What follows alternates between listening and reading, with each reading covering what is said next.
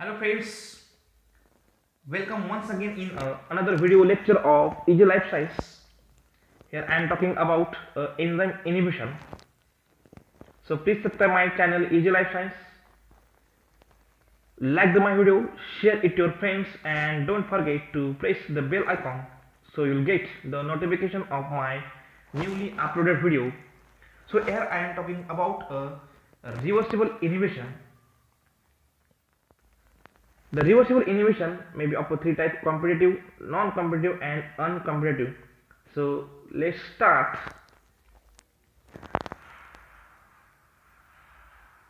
Enzyme inhibitor. The enzyme inhibitor is a compound that decreases or lowers the rate or velocity of enzyme catalyzed reaction by influencing the binding of substrate or its turnover number. The inhibitor molecule may be organic or inorganic in nature. It may be a drug, antibiotic, toxin, antimetabolites, or natural products of the enzyme reaction. So the enzyme inhibitor molecule lowers or decreases the rate or velocity of the reaction. Types of the enzyme inhibitors. The enzyme inhibitor may be allosteric type, irreversible or a reversible. The reversible inhibitors may be competitive, non-competitive or uncompetitive. So in this particular lecture, I will be talking about these three: competitive, non-competitive and uncompetitive. The reversible inhibition. In a reversible inhibition, the inhibitor molecule binds non-covalently. That means it binds with weak interactions with the enzyme. If an inhibitor molecule is removed, the action of enzyme gets fully restored. That means it gets reversed. And an equilibrium is established between the free inhibitor and enzyme inhibitor complex. And it is defined as equilibrium constant Ki. So in this type of reversible inhibition, the action of an enzyme fully restored by removing the inhibitor by a process like a dialysis.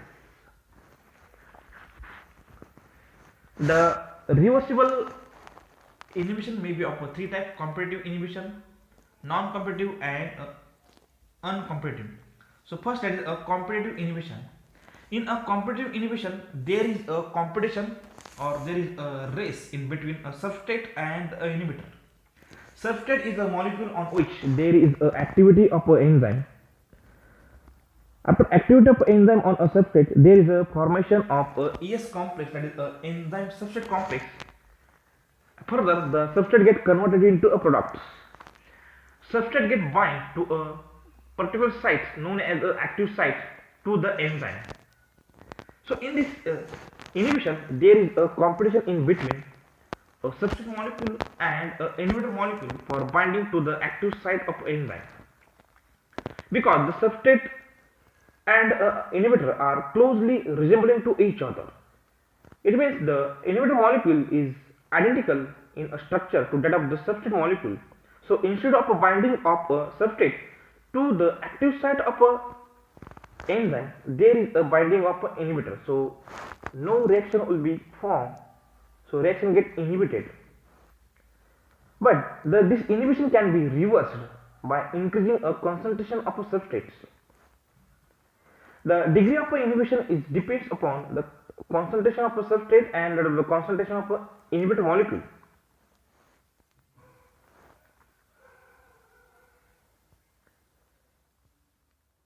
The enzyme molecule has one specific site known as an active site to which there is a binding of a substrate. After binding of a substrate to the active site, the enzyme substrate complex is formed, and enzyme substrate complex get converted into products. But instead of a binding of a substrate to the active site, the inhibitor molecule get bind, because there is a race in between substrate and an inhibitor. If in this race inhibitor molecule get win, it get bind to an active site and blocks the active site of the enzyme. So further binding of a substrate to the active site of enzyme get blocked. So no reaction will occur. So this is known as a competitive inhibition, or we can say that in this competition there is a battle in between a substrate molecule and an inhibitor molecule for binding to an active site of an enzyme. If substrate molecule is win, then we can see for a formation of a particular products. If a inhibitor molecule gets, reaction will get stopped or reaction get inhibited.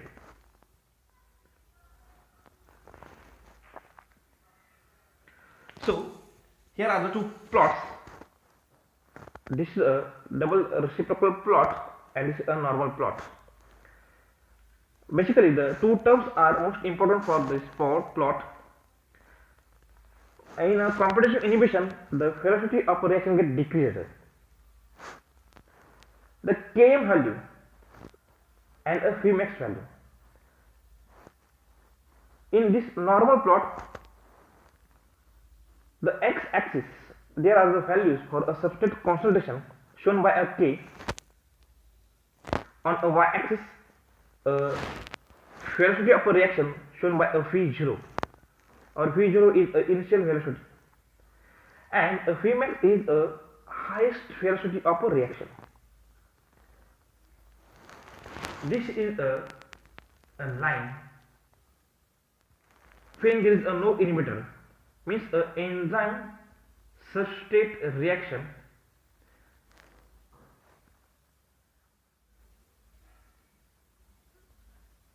okay, this is a enzyme substrate reaction and this is a Vmax. Vmax is a highest velocity of a reaction and this is a half of a Vmax on a y-axis. On x-axis there is a substrate concentration and a Km is nothing but a substrate concentration and we got a half of a Vmax. For a enzyme substrate reaction, this is a Km value for a substrate. But when inhibitor molecule get bind to a active site of the enzyme, instead of binding of a substrate molecule, there is a binding of inhibitor. At this time, we got this line, and for this, we can say that enzyme inhibitor reaction. This is a Vmax for reaction, half of Vmax, and the K is this. We can observe for that in a enzyme inhibition reaction, the Km is increased. It shows that the affinity of enzyme towards the substrate is apparently decreased in the presence of an inhibitor. But there is no any change of a Vmax.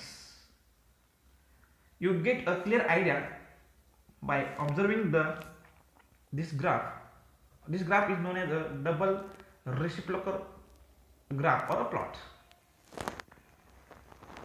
Here is a intersects on a y-axis.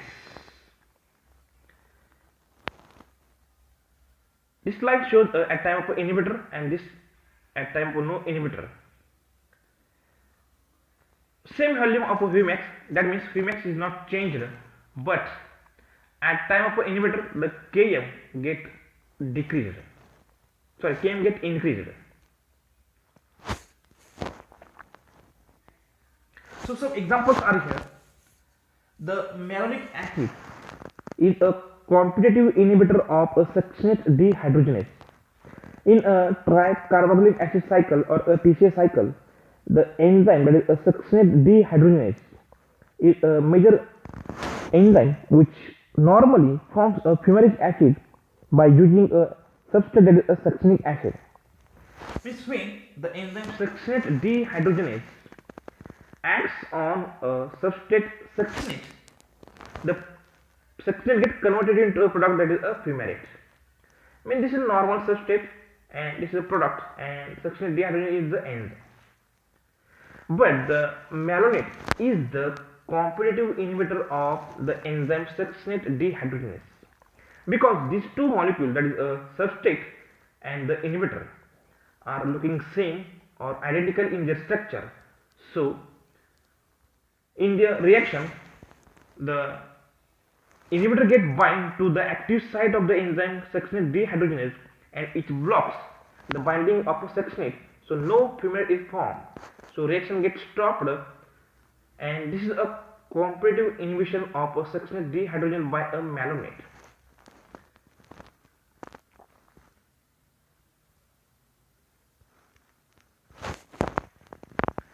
Another example, the antibacterial action of a sulfa drugs, that is a sulfonamides.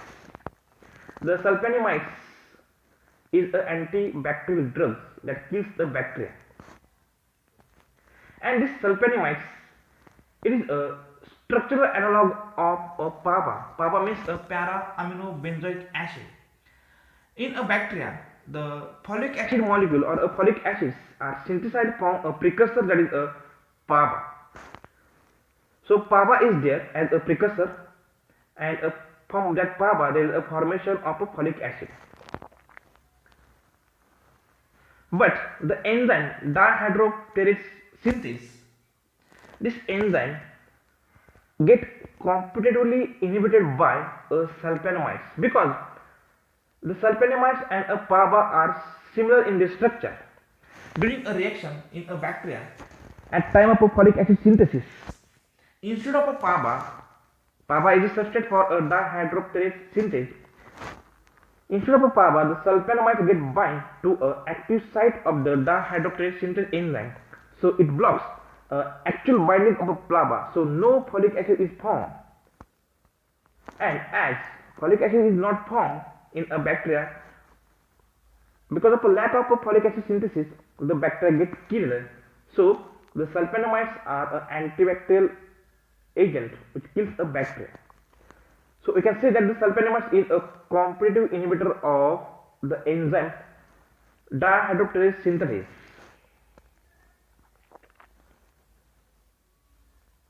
So clinically useful competitive inhibitions are listed here. So these are very important because multiple times the questions are asked on this.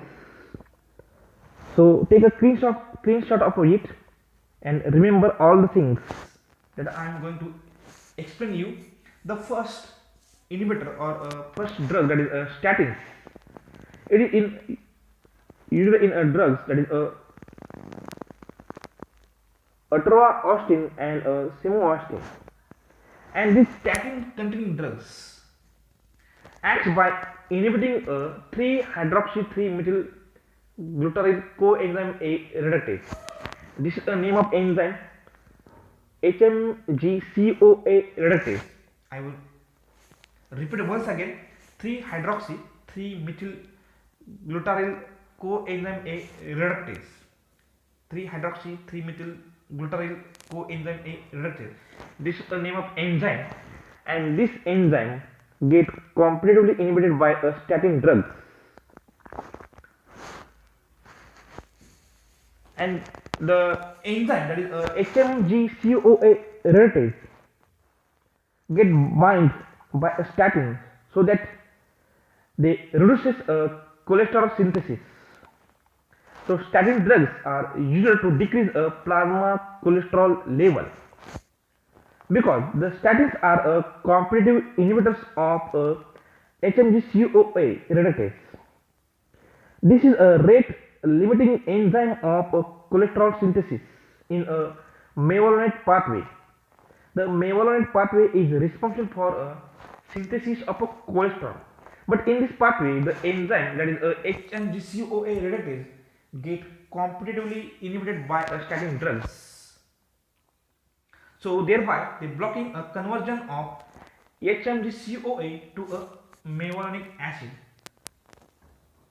So in a next image, here is a pathway, that is how the HMG-CoA, this is a reactant or a substrate.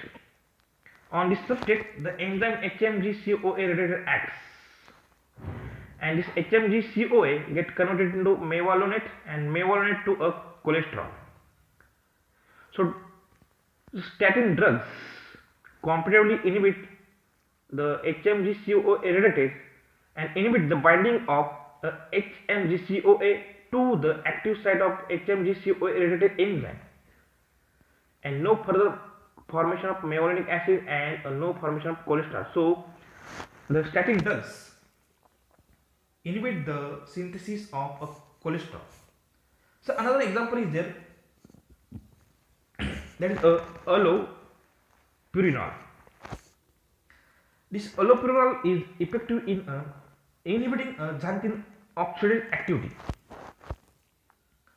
The allopurinol is a purine analog. It is a structural isomer of hypoxanthine and inhibits the xanthine oxidase. This inhibitor inhibits the activity of xanthine oxidase. It works by reducing the production of uric acid in a body. The enzyme xanthine oxidase converts hypoxanthine to xanthine and xanthine to a uric acid. And when in our body there is a high amount of uric acid, then there is a disease, that is a gout. Gout is a form of arthritis characterized by a severe pain, redness and tenderness in joints. Gout is caused by a condition known as hyperuricemia, where there is too much uric acid in the body. The body makes uric acid when it breaks down purines which are found in our body. So you get clearly from a pathway.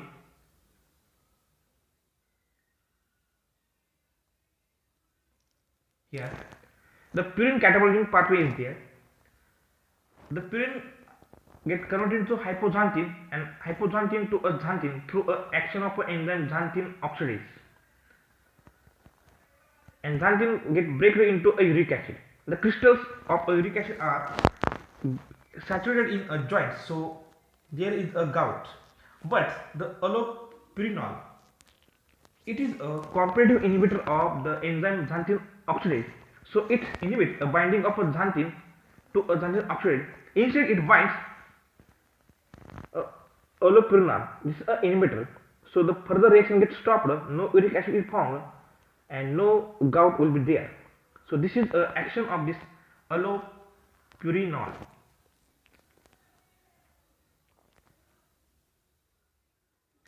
Then another example is there, methotrexate. The methotrexate, it is a folic acid analog. The methotrexate inhibits purine and pyrimidine synthesis, which accounts for its efficacy in therapy of a cancer as well as for some of its toxicities. The methotrexate competes with a folic acid uptake in a cell, and this results in a folic acid deficiency in that cells and leads to a cell death. And you know that in a cancer cell there is no any cell death, but because of a methotrexate cell get dead. By affecting a folic acid uptake, methotrexate also alters DNA replication and a cell division. This inhibitor molecule, that is a methotrexate, is a preferential inhibitor of enzyme cyclooxygenase 2.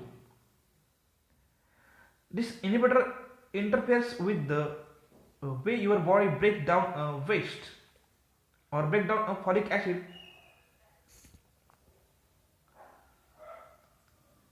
How the methotrexate inhibit the activity of a cyclooxygenase 2 or enzyme dihydrofolate reductase. In a cancer cell, there is no any limit on a cell division because DNA and RNA are going synthesized in a abnormal manner. But the drug, that is a methotrexate, it is an inhibitor for enzyme dihydrofolate reductase. The enzyme dihydrofolate reductase convert a folate into tetrahydrofolate and tetrahydrofolate into a DNA to RNA, DNA or RNA. But this inhibitor or a competitive inhibitor, it inhibits the action of this, and so there is no any formation of folic acid and no any synthesis of a cell DNA and RNA.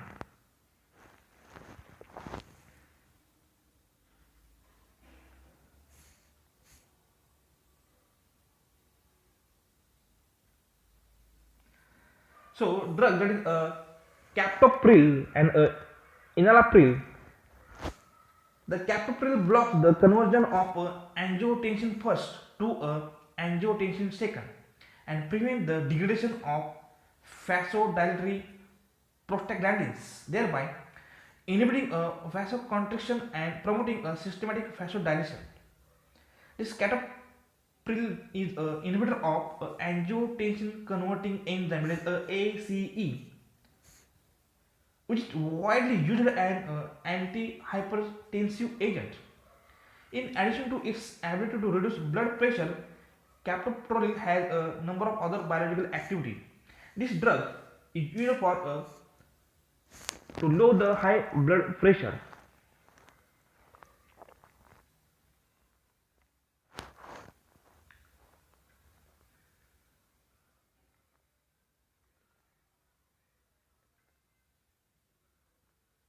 Okay, the drug captopril is a competitive inhibitor of enzyme, that is ACE, angiotensin converting enzyme, and this enzyme convert angiotensin first to a second.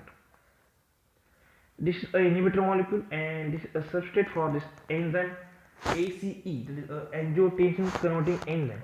This inhibitor captopril inhibit the action of this enzyme in a lungs and no any formation of angiotensin. So there is a vasodilation, so the blood pressure gets controlled, and this is a hypertensive drug or a agent.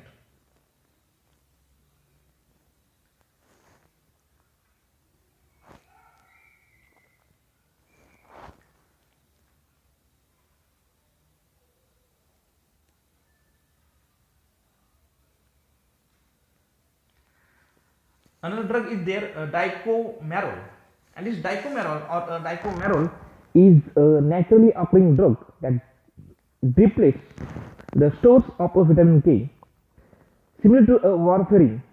It is a competitive inhibitor of vitamin K epoxide reductase, an enzyme that recycles vitamin K,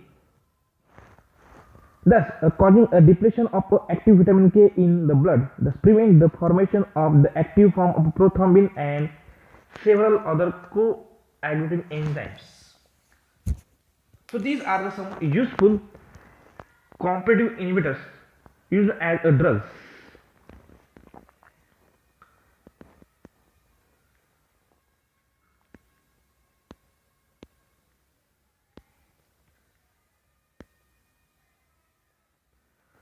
So the next, that is a non-competitive inhibition. In a non-competitive inhibition, the inhibitor molecule binds at sites other than an active site of the enzyme. And here, this inhibitor has no any structural resemblance to the substrate. Means here is no any competition between substrate and inhibitor for binding to an active site. Here the inhibitor molecule binds to a site other than an active site, and here increasing in the substrate concentration does not reverse the inhibition. Inhibitor and a substrate binds at a different site. Formation of enzyme inhibitor complex and enzyme inhibitor substrate complex is possible. In a complex, that is a EIS, enzyme inhibitor substrate complex forms a product, but it is formed at a very slow rate than a ES. Means this in EIS reaction is slowed down but not halted.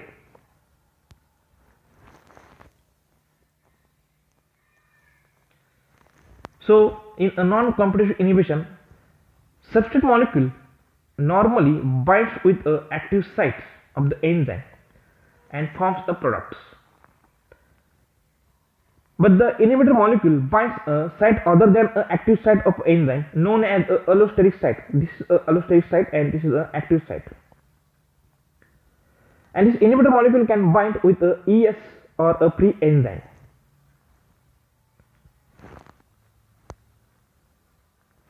In a ES or a ESI, The product is formed, but it is formed in a very slow rate. So in the plot For a value of a Vmax and a Km, the in a non-competitive inhibition, you can say for a no change in a Km value. Km value same when there is an inhibitor and a no inhibitor. This is a enzyme substrate and this is a enzyme inhibitor reaction or a EIS reaction. In both the cases, there is no any change in a value of a Km, but at time of a inhibitor molecule, the Vmax value gets decreased, and this inhibition cannot be overcome by increasing a substrate concentration like the competitive inhibition. You get clear idea in this double reciprocal plots. Here, when inhibitor is there, Vmax value is decreased, and Km this is the same. It does not get changed.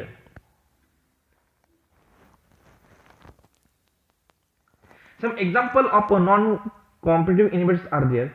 The heavy metals like arsenic, silver, mercury. These are inhibitor of enzyme which have sulfhydryl groups in their active sites. The inhibitor molecule is pepstatin. This is inhibitor for enzyme pepsin. Soybean trypsin inhibitor. This inhibitor molecule inhibits the action of a trypsin.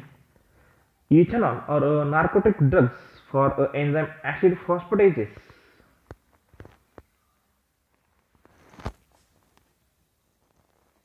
The next, that is uncompetitive inhibition. And in this inhibition, the inhibitor molecule binds only to the ES complex and not to the free enzyme. The inhibitor molecule causes a structural distortion of the active site of the enzyme. So the enzyme becomes catalytically inactive. The uncompetitive inhibition cannot be reversed by increasing a substrate concentration, since the inhibitor molecule does not compete with a substrate for a same binding site. Example of it, inhibition of a placental alkaline phosphatase by a phenylalanine. So in a image there is a enzyme. Here is a binding site or a active site for a binding of a substrate, and another site is there where the inhibitor molecule get bind. So here in uncompetitive inhibition, the inhibitor molecule get bind only to a ES complex.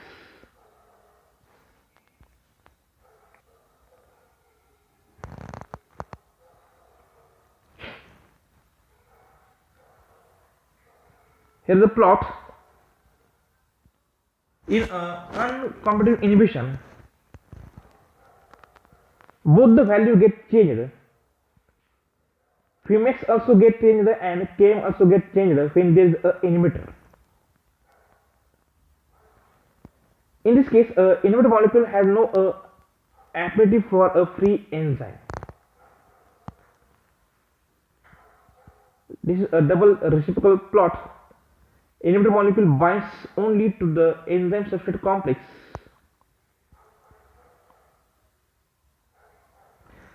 here is a comparative chart which shows inhibition. So look it carefully. Competitive inhibition, non-competitive and uncompetitive. So most of times questions are asked on when the Vmax get decreased or increased, Km get decreased or lowered. So In a competitive inhibition, there is an enzyme and this is an active site of an enzyme. To the active site of an enzyme, there may be a binding of a substrate or an inhibitor, and this depends upon a concentration of a substrate and an inhibitor, because both of them are resembling in their structure and they occupy an active site of an enzyme.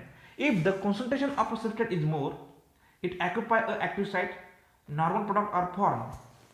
But the if concentration of an inhibitor is more than a substrate, it will bind with a active site of an enzyme, no product will be formed. So in this case, the inhibitor molecule binds a free enzyme only and competes with a substrate. By increasing a substrate concentration, we can overcome inhibition by this inhibitor. Then a non-competitive inhibitor. In this case, the inhibitor molecule can bind to a free enzyme or a enzyme substrate complex. Here, this is a binding site for a substrate, or we can say that it is an active site. And this is a binding site for an inhibitor, or we can say that it is an allosteric site. The inhibitor molecule can bind to a ES or a free enzyme. When a enzyme binds to this substrate, it forms a ES complex and product will be formed. If to that ES inhibitor molecule get bind, no product will be formed. If to a free enzyme inhibitor molecule get bind, then it forms a EI complex,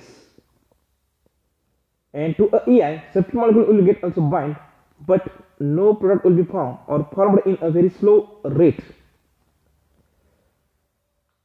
And by increasing a substrate concentration, we cannot overcome the non-competitive inhibition. Then next, that is uncompetitive inhibition. In this uncompetitive inhibition, the substrate molecule and enzyme forms a ES complex, and only at this time the inhibitor gets bind. Means in this case, inhibitor molecule binds only to a ES complex, not to a free enzyme. By increasing a substrate concentration, we cannot overcome this uncompetitive inhibition.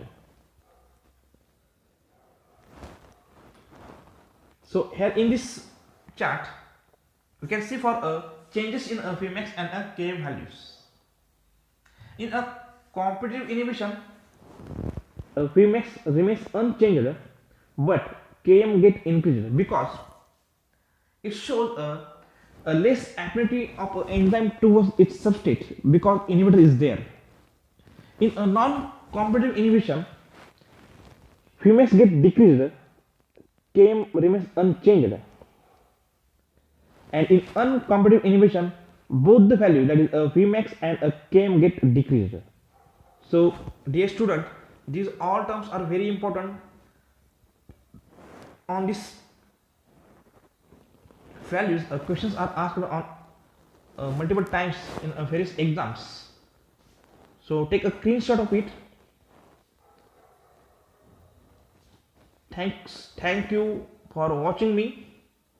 If you liked my video, please subscribe my channel, share the video to your friends, and don't forget to press the bell icon so you'll get the notification of my newly uploaded video.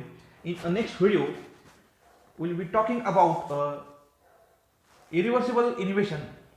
So thank you.